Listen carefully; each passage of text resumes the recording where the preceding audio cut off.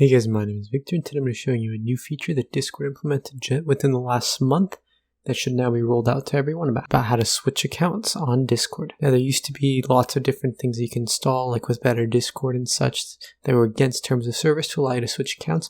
Now, if you come over to the bottom left and click on your profile picture, hover over Switch Accounts, you can see it switch between accounts and manage accounts. The one with the check mark is the one that you're logged into right now. If there was a red exclamation point, that means that the account has an issue, and since there's nothing, that means that there's no issue. Now, if you click on Manage Accounts, here you can add an account, or you can switch in there.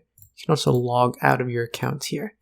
Now, the adding an account process is essentially just logging in and going through verification, and you can switch down here, or you can switch here. It saves the setting of your other account, as you can see here.